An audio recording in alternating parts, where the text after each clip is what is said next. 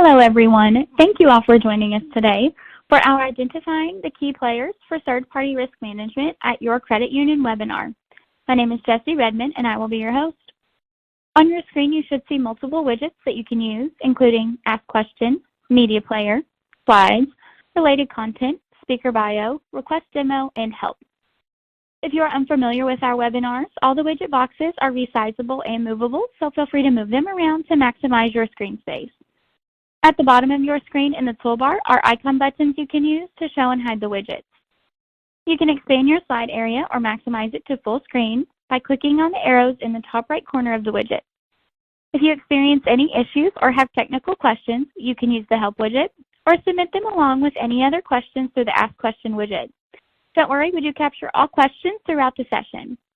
We will be answering some during the webcast, but those that we do not have a chance to answer live, we will address with you via email. Today's live session is eligible for 1 CPE credit.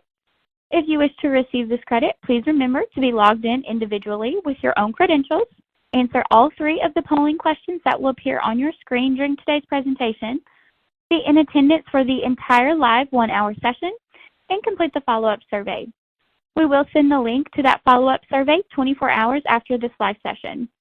If you meet all requirements, we will send your CPE certificate within 5 to 7 business days following survey submission.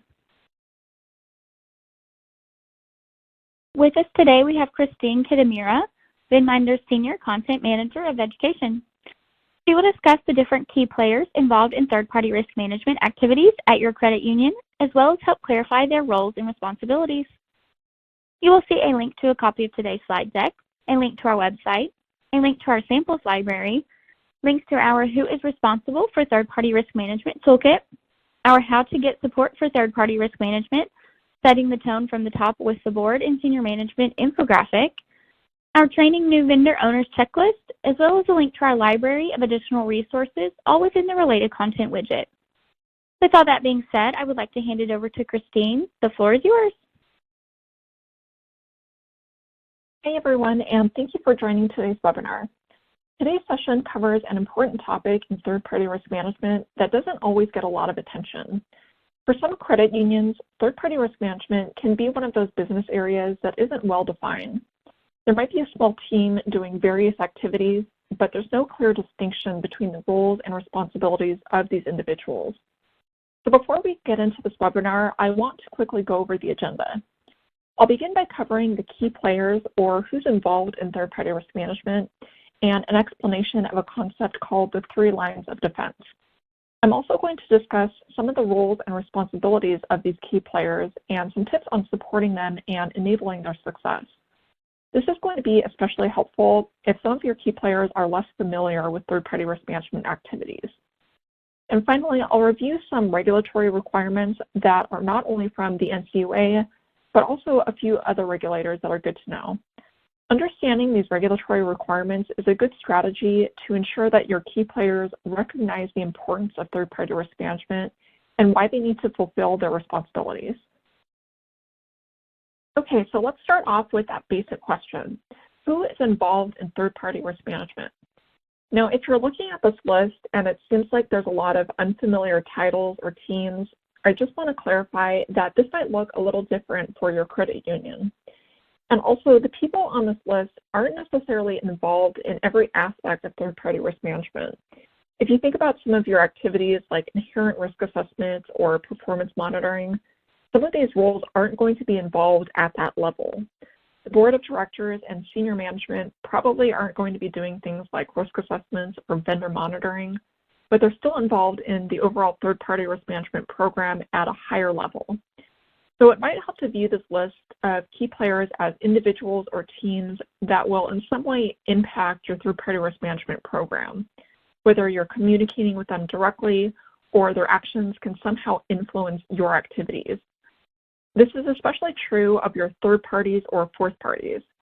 These entities are involved in third-party risk management, but they aren't actually performing activities in your program, because your credit union is the one responsible for managing third-party risk. Now, here's another question that has a very subtle difference from the previous one. I just covered who's involved in third-party risk management, which included the actual third parties and fourth parties. But another important question to consider is who is involved in managing third-party risk? One way to answer this question is to explain the 3 lines of defense. This is a popular concept that's used in many financial services organizations, and it basically divides the roles and responsibilities of third-party risk management into 3 separate groups. Starting with the first line, these are the ones that serve as the primary protection against the vendor risk, because they're the ones that are introducing it to the credit union. The first line is the one that understands how the outsourced product or service will be used and how it will either solve a problem or help discover an opportunity. And because the first line has this in-depth knowledge of the vendor, they're going to be responsible for identifying and managing the risk on a day-to-day basis. Some of the duties include completing risk assessments and monitoring and reporting on the vendor's risk and performance. A typical first-line role would be a vendor owner, product owner, or vendor manager. And moving on to that second line, these are the key players that provide the structure or framework for the first line to identify, assess, mitigate, and manage those vendor risks. The structure is important because it ensures that the first line is being consistent and thorough with their activities. The second line will be the one to assign activities to the first line key players and make sure that the third-party risk management deliverables are completed on time and correctly. The second line is also going to report to senior management and the board and escalate vendor issues.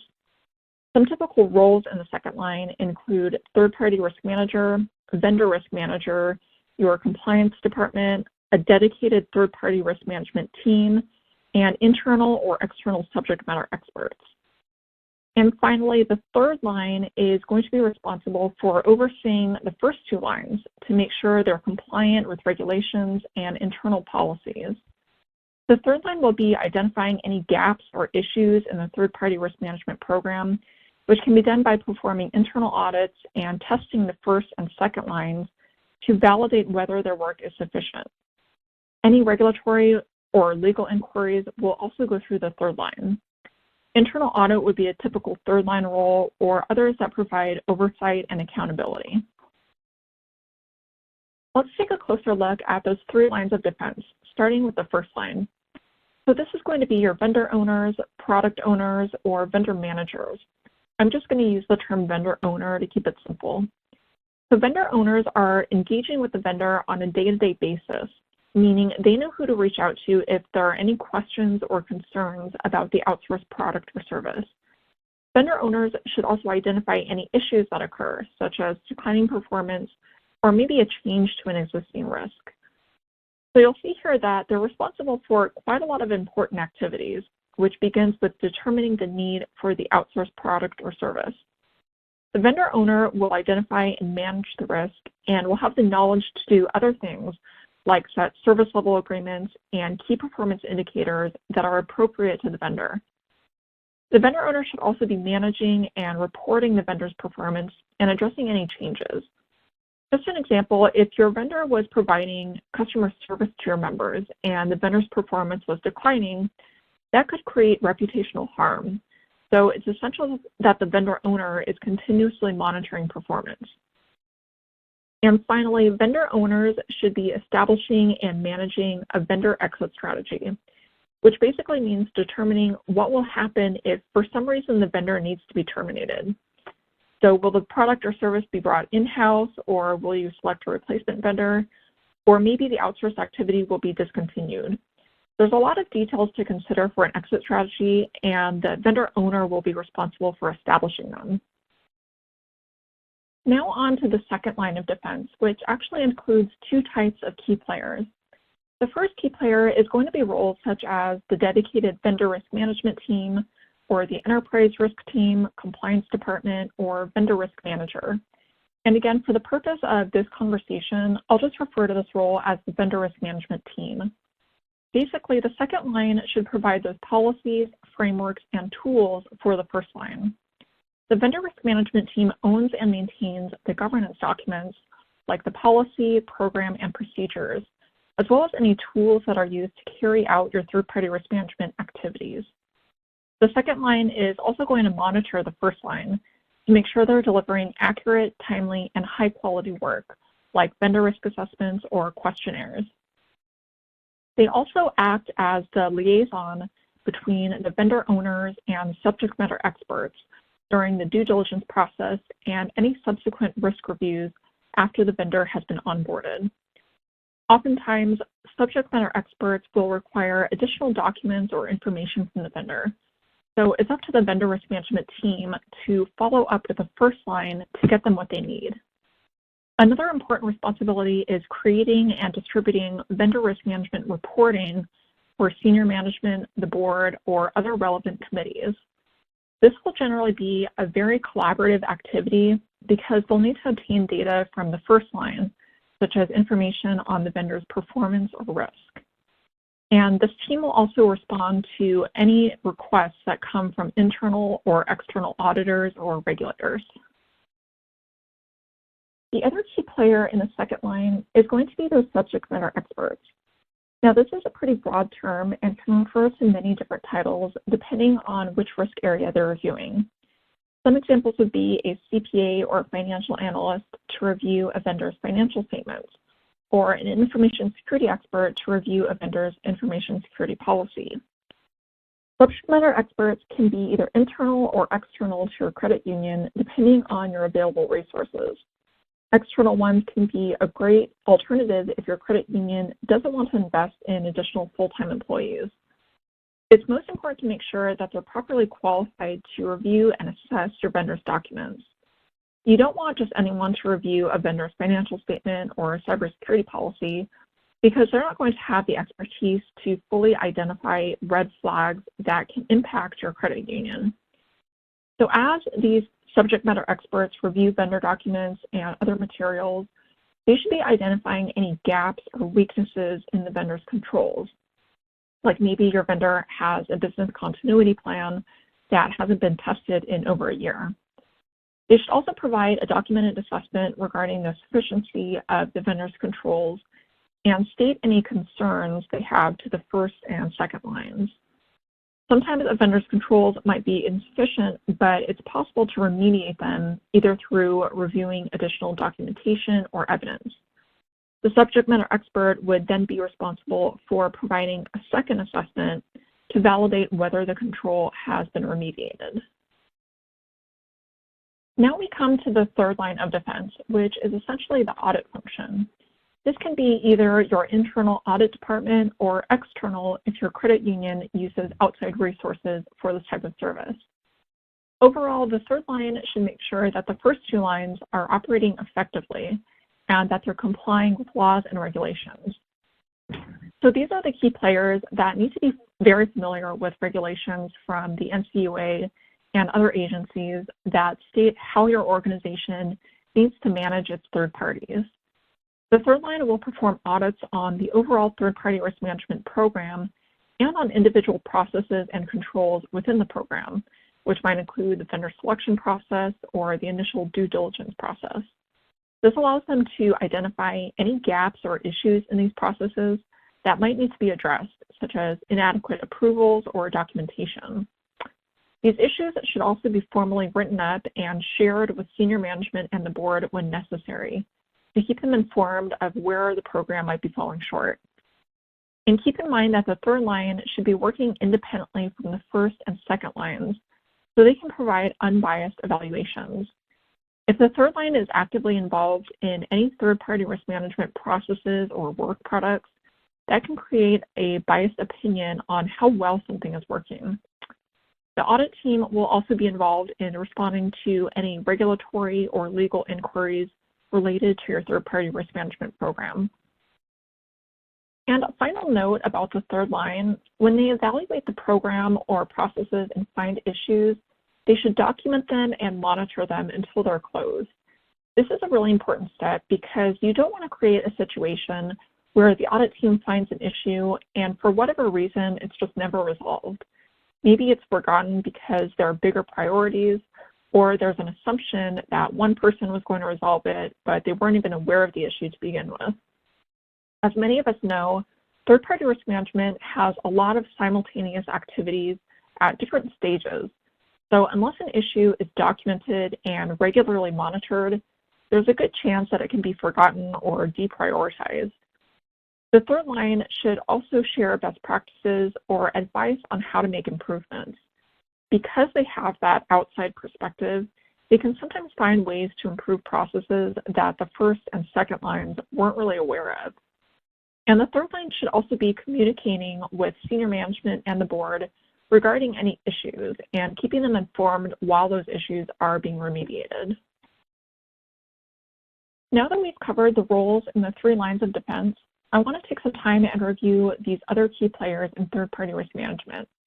As a reminder, these key players aren't involved in managing third-party risk because that's the responsibility of your credit union.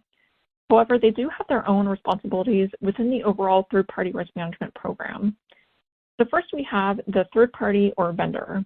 This is probably already obvious, but I'll review some of the basics just to make sure we're on the same page. The vendor is the entity that delivers products and services to your credit union or its members on your behalf. So vendors can include a wide variety of products and services, such as information technology, outsourced data centers, an accounts payable company, and even a shredding service provider. You'll see some of the responsibilities here, such as submitting due diligence upon request and meeting their contractual service level agreements. The vendor should also comply with any contractual provisions like breach notifications and a right to audit clause, which means that they're submitting information to your credit union whenever you request it, even when that's outside of regular due diligence reviews. And vendors should be participating in performance reviews and addressing any issues that you've identified, whether that's declining performance or an ineffective security control. And finally, vendors should be performing their own due diligence, risk monitoring, and performance on their vendors. So essentially, they should be doing their own third-party risk management activities within their organization. There's that saying that a chain is only as strong as its weakest link. So if your vendor has poor third-party risk management practices, that can expose your organization to additional risk. And for this last key player, we have what's known as your fourth party, subcontractor, or nth party. Basically, this is a company that doesn't have a direct contract with your credit union, but works directly or indirectly with your third party.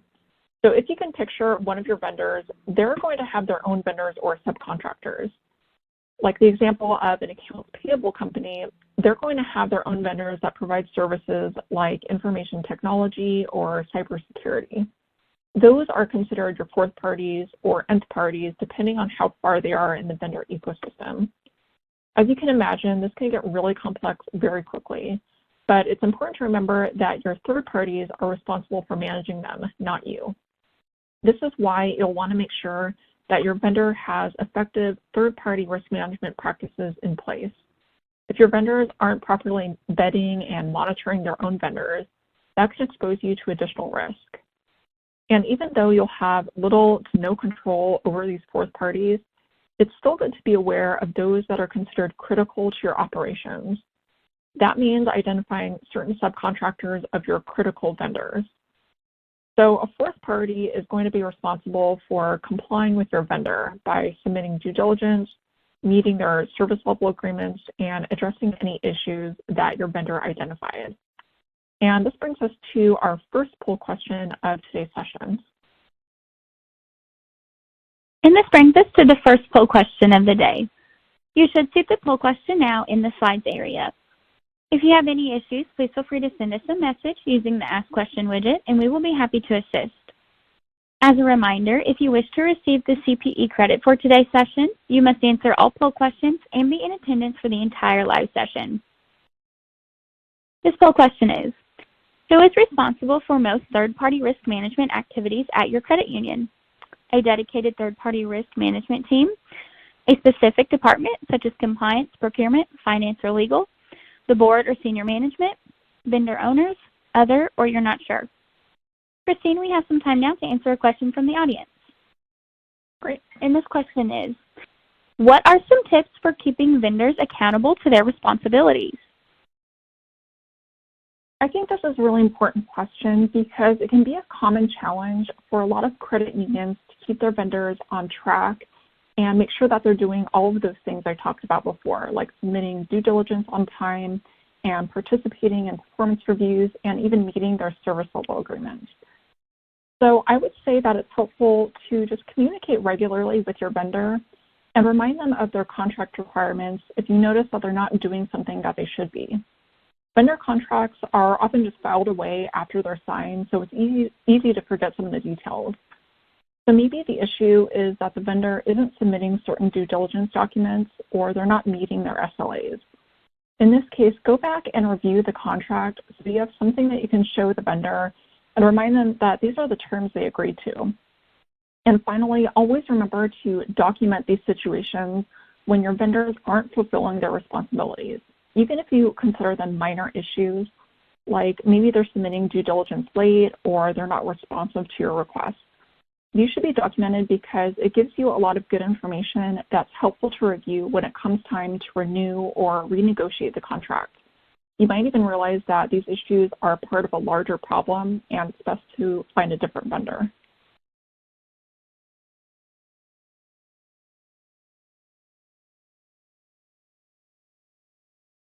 Thanks everyone for answering that poll question. Here are the results. By the way, you may have noticed reactions such as a thumbs up or heart coming across the screen. If you find this feature distracting, you can turn it off by clicking the 4 arrows in the top right corner of the slides widget, which will expand the slides to full screen and no longer show the reactions. Before we move on, as a reminder, in the related content widget, you'll find our Who is Responsible for Third-Party Risk Management Toolkit available for download. This toolkit contains an ebook, organizational charts, and organizational chart templates. With that, I'll hand it back to you, Christine. Okay, now that I've reviewed those roles and responsibilities, I'm going to focus on how you can support some of these key players and what it means to enable their success. This might seem like an unusual topic, but support and enablement for each line are really important concepts that can help create a more effective third-party risk management program. If all of your key players are left to fend for themselves and figure out how to do things on their own, that can create a difficult environment that probably isn't going to achieve your third-party risk management goals. So let's begin with the first line, where you'll want to make sure they understand the purpose and goals of your third-party risk management program. This will be different for everyone, but some examples might be that you're prioritizing third-party risk management to protect against third-party breaches, or because your credit union is trying to improve vendor selection to save on costs. Whatever the reason, vendor owners are more likely to be proactive about their activities when they understand why they're being asked to do them. Also make sure the first line has a framework for the program, which includes the rules, tools, and processes, so they understand the expectations and how to perform their duties. Another way to enable their success is to ask for feedback and address any concerns they might have. Remember that the first line is the one that works with the vendor on a day-to-day basis, so they might have some ideas on how to improve a process. And finally, make sure that the first line is supported with the resources they need, such as training and education, online resources, or even a dedicated third-party risk management platform that can help make their processes more efficient. Now let's move on to support and enablement for the second line, or specifically how to support the vendor risk management team. One way to support this team is by providing the data and tools they need for accurate reporting. So that data will come from a couple different sources. The first line is going to have information on the vendor's performance and inherent risk assessments, while subject matter experts will have data on due diligence reviews. And as far as tools, this could be a dedicated platform for reporting. The vendor risk management team should also get regular support from senior management and the board who are communicating the need for third-party risk management throughout the organization. This team is often tracking down document requests and following up on various tasks from other stakeholders that have different priorities. So it can be really helpful for the board and senior management to set that tone from the top and continuously emphasize that third-party risk management is an important practice. And a big part of success is making sure that the overall third-party risk management program is in compliance with laws, regulations, and internal policies. So the third line should be providing support by overseeing the program and providing those evaluations. Subject matter experts will also need their own support and enablement to make sure they can perform effective due diligence reviews. So first of all, it's important that these individuals receive the necessary documents in a timely manner, so as soon as they're collected from the vendor. Some teams make the mistake of waiting until they receive all of the vendor documents before they begin reviewing them. But this can make the process much longer than necessary, especially if you need to follow up with the vendor for additional information. The vendor risk management team should also be facilitating collaboration between the subject matter experts and vendor owners. So if a CPA needed to review an additional financial statement, the vendor risk management team should make sure that the vendor owner is on top of that request with the vendor. And remember that it's perfectly fine to use external subject matter experts when needed. Credit unions aren't really expected to have a full team of internal subject matter experts that can assess every type of vendor risk. So if you're using external ones, the same rules apply as far as delivering due diligence documents on time and facilitating that collaboration with your vendor owners. And here are some final tips to support and enable your third line of defense, which is the internal or external audit team. One of the best ways to support this team is to maintain and organize your governance documents, which refers to your policy, program, and procedures. These governance documents should be kept updated and reviewed to ensure they're accurate for your credit union's third-party risk management activities. If your documents don't reflect what you're currently doing, that can create some issues when it comes time for the third line to evaluate them, because they're going to see a lot of discrepancies and question why you're not following your own procedures. I know it can seem better to sort of look ahead and create documents that describe what you want to be doing, but it's really best that they accurately reflect your current activities, even if there are improvements that need to be made. And another way to support the audit team is to provide timelines and updates for any deficiencies that have been identified. For example, if the audit team states that one of your processes needs to be improved, it's important to provide the details of when your team will improve it. This can help keep stakeholders accountable when they know the expectations of when they're supposed to fix an issue. And when the third line has suggested best practices or other advice on how to improve the third-party risk management program, ask for clarification so the stakeholders understand the purpose and can implement those improvements when possible. Moving on from those three lines of defense, I want to take some time and focus on the broader topic of third-party risk management oversight. This essentially refers to the system where different people are keeping an eye on third-party risk management activities to make sure they're performed effectively. As you can see, this is a shared responsibility that involves many teams at different levels. Some of these are going to be internal groups at your credit union, and others are external. So regulators like the NCUA will be at one of the higher levels of oversight outside of your credit union. And they're the ones setting those standards for how you need to manage third-party risk. And within your organization, the higher levels of oversight belong to the board of directors and senior management. Senior leadership or executive leadership roles like CEO, COO, and CFO would also be in the same grouping as senior management. Underneath these two groups, you'll have categories like internal auditors, risk committees, and third-party risk management teams. Before I get into the specifics of the board of directors and senior management, let's do a review on corporate governance, because this is a key component of any successful third-party risk management program. So corporate governance can be a tricky topic to explain, but it's basically a combination of systems, rules, practices, and processes that direct and control the way an organization operates. This concept is meant to balance the needs and interests of a credit union's stakeholders, which include its members, vendors, and senior management. These different groups are going to have different needs, and it might even conflict with each other from time to time. So corporate governance will create that balance and make sure there's fairness, transparency, and accountability throughout the organization. For most organizations, the board of directors are the ones that influence its corporate governance and provide guidance and direction on how the organization should reach its goals and uphold its values and mission statement. The board should also work with senior management to make sure that the corporate governance is successfully executed throughout the organization. Here's a general overview of some of the responsibilities between the board of directors and senior management. Now, these responsibilities aren't specific to third-party risk management, but it gives you an idea of where they sit within an organization and how that should affect their oversight duties. It might help to think of the board of directors as a coach that's setting the mission and strategy for the organization.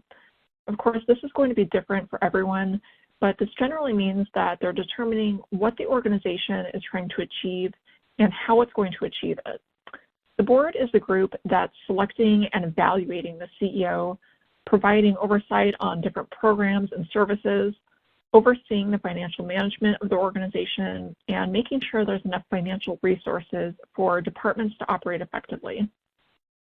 On the other hand, the people in senior management are essentially the athletes that are executing the strategy.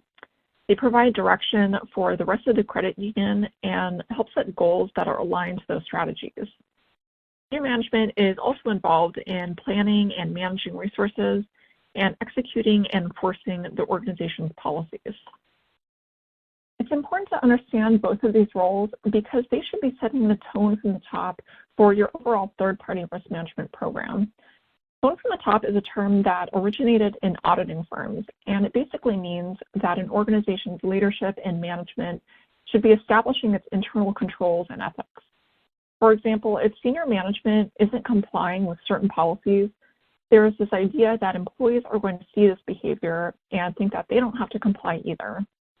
So it's really focused on maintaining ethical behavior at the highest level, which will then trickle down to the rest of the organization. This concept became relevant after the release of the 2002 Sarbanes-Oxley Act, which was established in response to several accounting scandals that involved improper financial controls and reporting standards. This exact phrase isn't actually used in the text of the act, but the concept is still there and it's well known throughout auditing firms. So in regards to third-party risk management, the tone from the top means that the board of directors and senior management should have certain responsibilities, which I'll review in a bit. And I should also mention that the NCUA doesn't use this phrase either, but the concept is found in some of their regulations where they have expectations about reporting and oversight. So what does this look like to set the tone from the top? Well, it generally means that the board and senior management should be involved and informed of third-party risk management activities, especially when those activities are critical. Let's start with the board of directors' responsibilities. First and foremost, they should review and approve the third-party risk management policy. Now, this is really significant because when something is approved by the board, that should essentially mean that they establish the policy themselves. Board approval should really hold more significance than simply signing off on a document. The board should also approve a reporting committee and approve contracts with critical vendors. So critical vendors is a complex topic on its own, so I'll just give a brief explanation for now. Basically, critical vendors are those that have a significant impact on your credit union or its members. In other words, a vendor would be considered critical if it went out of business or out of service and your credit union couldn't operate as usual. The board needs to be aware of these critical vendors and understand which products and services are most impactful to your organization. The board should also hold senior management accountable to address any vendor performance issues that are identified through ongoing monitoring. And finally, they should review reporting that states the health and effectiveness of the third-party risk management program. And now let's look at how senior management should set that tone from the top. Remember that these are the ones that are executing the overall strategy that the board has developed. Senior management is basically the final level of approval for a lot of decisions before anything more significant or critical needs to go to the board. They should be responsible for escalating significant issues to the board and developing and implementing third-party risk management processes. Senior management should also review and approve third-party contracts. and also review and approve the selection of critical third parties. And I just want to point out here a slight difference because the selection of critical third parties is different than approving critical third-party contracts, which is something that the board of directors does. So senior management might say, okay, we're going to select this critical vendor, but that final approval of that contract should be given by the board. Another important responsibility is terminating any third-party relationships that aren't meeting your expectations or simply no longer align with your goals, objectives, or risk appetite. So as you can see by this list, senior management is more involved than the board and should be looking more closely at individual processes and procedures. They're not just approving things at a high level, but are actually participating in developing a lot of the third-party risk management activities. Both the board and senior management are expected to set that tone from the top, but there's different expectations for their oversight activities. The board is responsible for integrating third-party risk management into the overall strategy development and emphasizing that this business practice needs to be prioritized. They should also review the program annually to make sure that it's effective and that the credit union is properly managing third-party risk. The board is also expected to review regular reporting and hold senior management accountable for the program's effectiveness. Senior management, on the other hand, will be responsible for championing the program throughout the organization, and especially with those different stakeholders like vendor owners, subject matter experts, and the vendor risk management team. Senior management should also be enforcing the third-party risk management policy and monitoring the program to make sure it's executed correctly. They'll also be involved in regular program reviews and hold everyone accountable to their duties and responsibilities. And they should provide the necessary resources, which might look like hiring appropriate subject matter experts internally or externally. And I'm sure this is probably a question for many of you listening today. What if you don't have a board of directors? Unfortunately, that doesn't mean you can disregard those responsibilities. If this is the case for your organization, all of those responsibilities that I covered will ultimately need to be adopted by either senior management, senior leadership, or executive leadership, however you refer to the highest level in your credit union. Every organization is going to look a little different, but the main takeaway is that the most senior levels of your credit union are responsible for the third-party risk management program. So if your program is missing controls or certain procedures aren't being followed correctly, senior management should be held accountable for those deficiencies and make sure that they're being addressed. And if there aren't enough resources for teams to perform their duties, again, senior management is responsible for remediating that issue. Overall, third-party risk management isn't one of those business areas that can just be delegated to whichever department has the time to do it. Senior management really needs to be responsible for this practice and make sure that it's working effectively to keep your organization and members safe from third-party risk. And this actually leads us into our second poll question of the session. Our second poll question of the day is, what is the primary function of the board and senior management in your third-party risk management program? They set the tone from the top with full oversight activities. They set the credit union's risk appetite. They review periodic reports. They review and approve critical vendors. Other or not sure? Christina, I have another question here that we can go ahead and answer. Okay. Is it possible for some roles to have responsibilities in more than one line of defense? For example, could a vendor owner complete risk assessments and report to senior management and the board? So this might seem like a good strategy, especially if you have a very small number of people involved in third-party risk management, but I would say that this really wouldn't be the most effective way to do it. The roles and responsibilities of third-party risk management should really be separated into those three lines of defense because it's important to have those different levels of accountability and oversight who can make sure that things are done correctly. Basically, you can think of it as a way to make sure that all of your third-party risk management activities are double and triple checked for accuracy. If that vendor owner completed the risk assessment without any oversight from the second and third lines, There's a possibility that the board and senior management would be making decisions based on inaccurate or incomplete information. This would be especially concerning if that risk assessment was for a critical or high-risk vendor. So having those different levels of oversight can also help in keeping all of the key players focused on their own duties, so there's less of a possibility of mistakes in your program. If a single team or individual was responsible for a ton of different duties like risk assessments, reporting, escalating vendor issues, and dealing with regulatory questions, that might lead to some significant mistakes. So overall, having those 3 lines of defense should make everyone's workload a little more manageable when you're not mixing different duties between the 3 lines.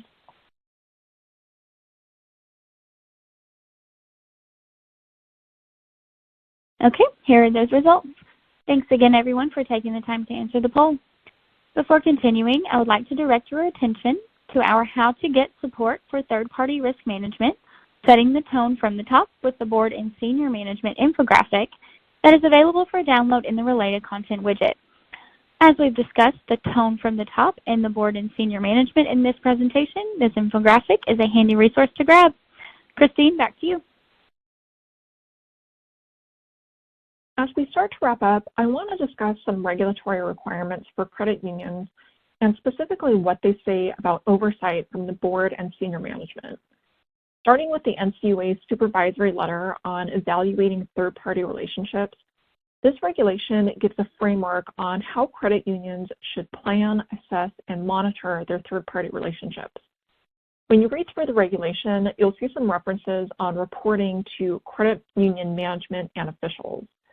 This regulation isn't too specific on the frequency of these reports or the details that should be included, but it gives a general idea saying that, quote, credit union officials should receive periodic reports on the performance of all material third-party programs.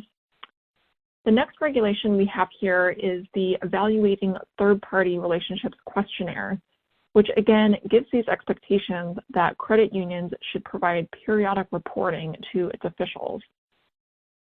And the third regulation is the Supervisory Letter on Evaluating Compliance Risk. This regulation actually does use the term board and management oversight and states that they should understand all aspects of the credit union's compliance risk, which includes oversight of third parties. So there's a similar theme throughout these NCUA regulations, which is that the board or officials and senior management should be involved in third-party risk management. However, the details of this involvement need to be established and documented by your credit union. Here are some other regulatory requirements that are relevant to know but aren't necessarily specific to credit unions. The interagency guidance is, again, one of the most comprehensive regulations on third-party risk management, so it's recommended to get familiar with this and identify where your program might be lacking. This guidance includes the risk management lifecycle, which is a helpful visual that gives you an idea of how third parties should cycle through your organization, from onboarding to offboarding. The FTC's safeguards rule is one that applies to most financial institutions, including credit unions. This rule was created to ensure that organizations are protecting their customers' sensitive information, which we all know is at risk for data breaches and other cybersecurity attacks. And since third parties can have access to your members' information, it's important to understand the expectations of this rule, which include having an effective third-party risk management program to ensure vendors are in compliance. And this last regulation is the CFPB's Compliance Bulletin, which protects consumers from financial harm. Basically, this regulation means that you need to consider whether your third parties can negatively impact your members. And now we're on to the final poll question for today's session. Our next poll question is, which third-party risk management regulations does your credit union prioritize? We focus on NCUA guidance.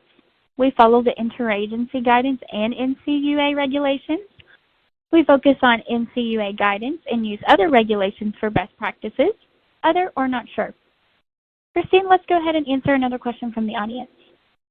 Great. Is it better to follow the interagency guidance because it's more current than NCUA regulations? This is a great question because, as many of us know, the interagency guidance has been a pretty significant topic ever since it was released in June of 2023. And the NCUA's primary guidance on third-party risk management is from way back in 2007. So it's totally understandable to want to focus on the newer regulation that might seem more relevant. However, I would say that the priority is to make sure your third-party risk management program is aligned with the NCUA guidance first, since that's generally what examiners will use as their reference. It's a good idea to review the NCUA guidance and compare it to your current third-party risk management program so you can determine if there's anything missing that needs to be addressed. Once you've determined that your program is compliant with the NCUA, you might still want to move on to the interagency guidance. Even though your examiners won't use this regulation, it can still be a really great resource to help you build a stronger program. Regulators often look to each other for best practices, so it's possible that the NCUA could eventually release a new regulation that's modeled after the interagency guidance. And if you're already familiar with it and have started to implement some of those best practices, you'll already be well prepared for if and when those new NCUA regulations are released.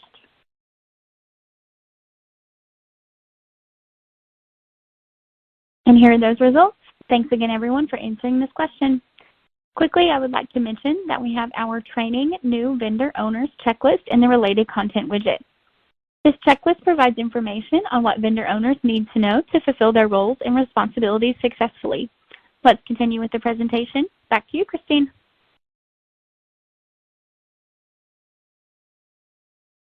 So I've covered a lot of information in today's session, but I want to leave you with some key takeaways that I hope will be helpful for you to think about and maybe even implement them into your own third-party risk management program.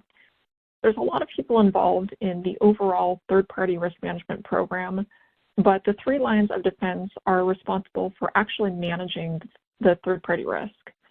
The first line includes your vendor owners who interact with the vendors day-to-day and are responsible for activities like risk assessments and performance monitoring. The second line includes the vendor risk management team or compliance, who are responsible for overseeing the first line to make sure that they're performing their activities correctly. Subject matter experts are also part of the second line and are responsible for reviewing vendor documents and information, like financial statements and information security policies.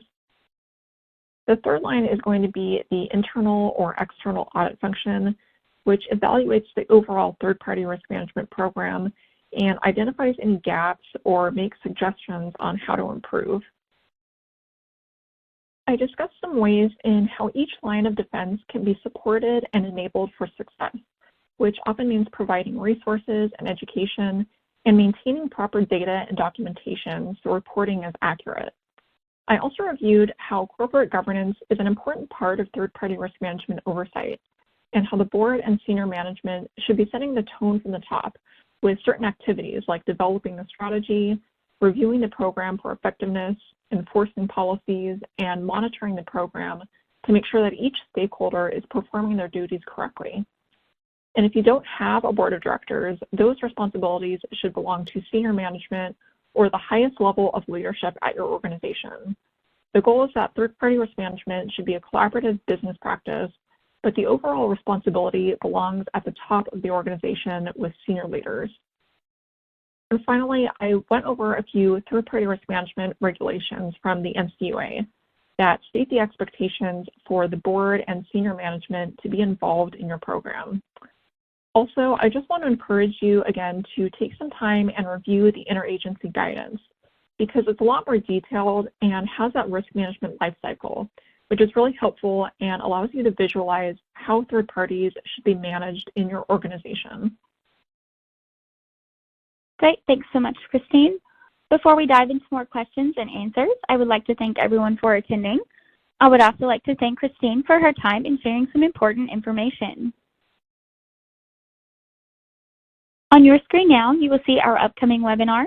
On February 20th, our How to Continuously Monitor Vendors webinar, and on March 5th, our 4th and nth parties What You Need to Know to Effectively Manage Your Extended Third-Party Ecosystem webinar.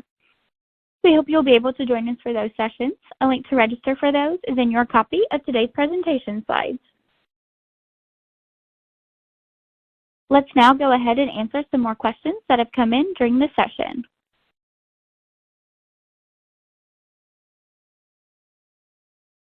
Okay, Christine, our next question is, how do you find out what fourth, fifth, or nth parties a third party uses? What if they do not disclose? So this is a great question because I know it can be a little intimidating to think of all the fourth and nth parties that are out there, and that can actually impact your organization. But the good news is that you will be able to identify the fourth parties that matter most. And this is where your third-party stock report comes in handy. What you'll want to do is focus on your critical third parties and review their stock reports. So this is where you'll find what are essentially your critical fourth parties, because your third party is required to identify those types of subcontractors in their stock report. So if for whatever reason your third party doesn't want to disclose which vendors they're using, you can at least identify those critical vendors. So I hope that helps. Great. Our next question. What would be some guidelines used in the selection of fourth parties? So unfortunately, those fourth-party vendors are not ones in which you can select because these are your vendors' vendors. So if you're still in the onboarding stage and you haven't yet signed the contract with a new vendor, this is when you'll want to decide whether you want to move forward with that vendor engagement. So if that vendor has a fourth party that you have some concerns about, it might be best to just select a different vendor. Great. Our next question. Are there any standard metrics on number of vendors per vendor owner? Well, I wouldn't say that there's a standard number or a maximum number of vendors that a vendor owner should manage, because that's really going to depend on a lot of different factors, like the level of risk these vendors have and the vendor owner's capabilities. For example, low-risk vendors aren't going to require as much performance monitoring or due diligence reviews as a high-risk or critical vendor. So a vendor owner might be able to handle, 5 to 10 low-risk vendors, but only 1 to 2 critical vendors. Basically, you just want to make sure that your vendor owners aren't overextending themselves when it comes to their duties, because that can lead to mistakes around how they're assessing and monitoring your third parties. And again, this is why that oversight is so important, because you should be having other individuals checking the vendor owner's work for accuracy.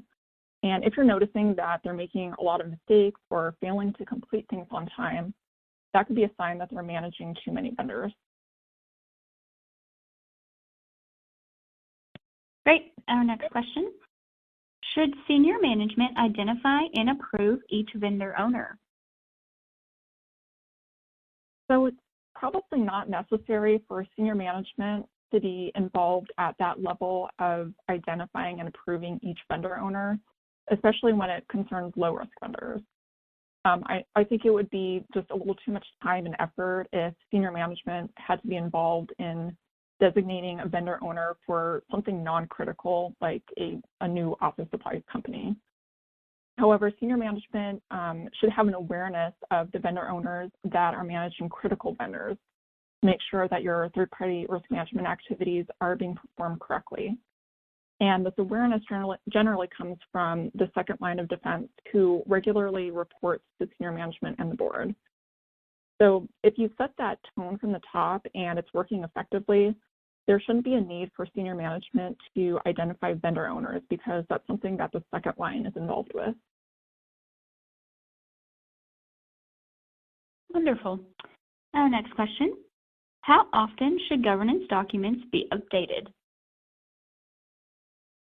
So governance documents, again, meaning the policy, program, and procedures, are going to have some different guidelines when it comes to reviewing and updating them. So beginning with the policy, we recommend that this is reviewed and updated if necessary at least annually.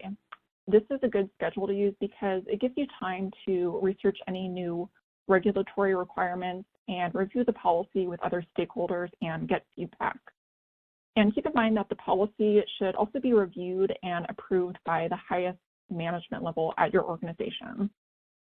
Now, the program and procedure documents are more detailed and instructional than the policy and should be kept up to date, which means that you'll probably be reviewing and updating these more frequently.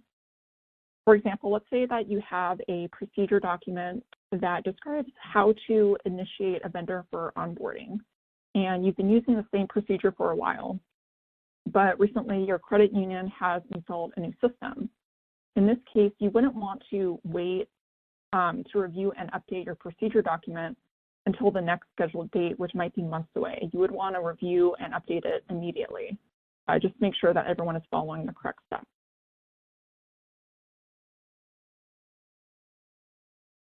Great. Our next question here. Should senior management always be informed when a vendor contract ends, or only when the contract is terminated early?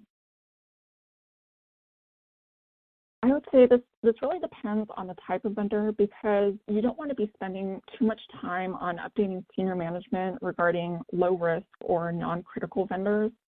And that's not to say that these types of vendors aren't important, but just be intentional about where you're spending your time and effort. So if we're talking about a critical vendor and the contract isn't being renewed or it's being terminated early because of performance issues or a data breach or something like that, of course, this is something that senior management should be involved in. But if this is a low-risk vendor and you're not going to renew the contract because you had already planned for this to be a short-term vendor engagement, that's probably not something that you need to bring in senior management for. Great. Next question. How does the board review the effectiveness of the third-party risk management program? So there's not really a single way to answer this because the effectiveness of a third-party risk management program can involve so many different data points depending on your goals. So for example, maybe your credit union is prioritizing regulatory compliance goals. So the board might consider your program to be effective if you have 0 regulatory violations. Or another example might be how well your program is identifying and managing vendor issues. In this case, the board might review data points around the number of vendor issues that have been resolved within a certain time frame. Overall, it's important that your credit union has clearly identified its goals and objectives when it comes to third-party risk management, so you'll know what types of data you can track and report to the board.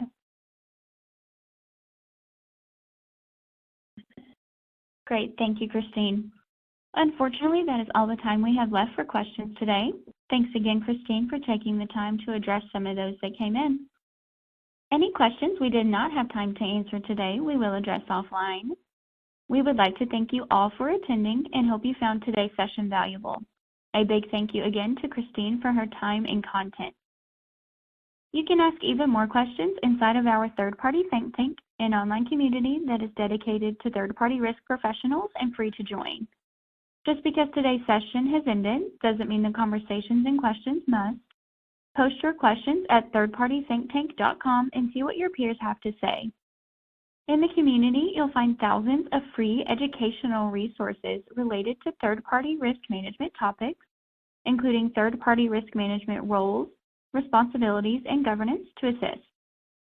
If you would like to become a member of Third Party Think Tank, you can register on the site or shoot us an email and we'll get you registered and send you a link to set your password. We did record today's session, and that recording link will be provided to you in a follow-up email that you will receive tomorrow afternoon. Also in that follow-up email will be the survey link for you to request the CPE credit.